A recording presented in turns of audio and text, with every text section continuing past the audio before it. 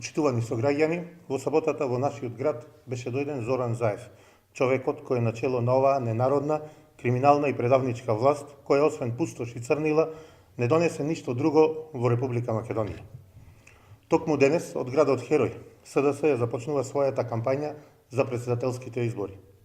Прилепчани многу добро паметат како истиот тој Зоран Заев од центарот на градот ја најави двоезичноста низ цела територија на Република Македонија, која на шврцарски начин насилно ја истурка во собрание.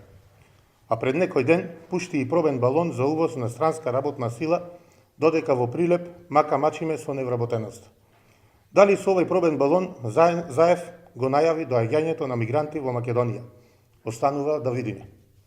Прилепчани паметат како Заев и градоначалникот Јовановски ветуваат транспарентно владење, дека ќе бидат поблиску до народот и ќе ги слушаат непосредно проблемите за накрај да се скријат во Прилепската општина со одбрано друштво, игнорирајќи ги незадоволството и револтот на обичниот граѓанин.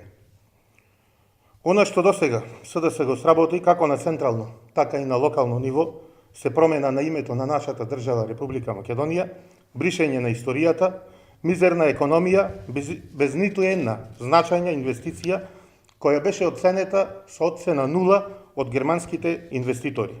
Цутење на криминалот и непотизмот, живот со најистакнатите партиски активисти и нивните роднини, вдомување на истите на високи позиции, реализирани очајни 20% капитални инвестиции во Прилеп, 60% повисоки сметки за вода, наместо за 20% поевтини, како што беше предизборното ветување на градоначалникот Јовановски. Со кое лице денес од Прилеп Зоран Заев и неговиот кандидат за председател Стево Пендаровски, кој народот го нарекуваше стока, ќе ја бараат поддршката од прилепчани.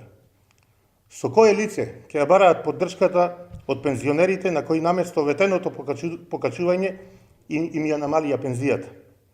Со кое лице ќе ја бараат и поддршката од наставниците и професорите кои земаат и до 7.000 денари пониска плата од просечната, од вработените од Еврокомпозит кои 2 години константно ги лажат без да им бидат исплатени честно заработените плати и ветените придонеси.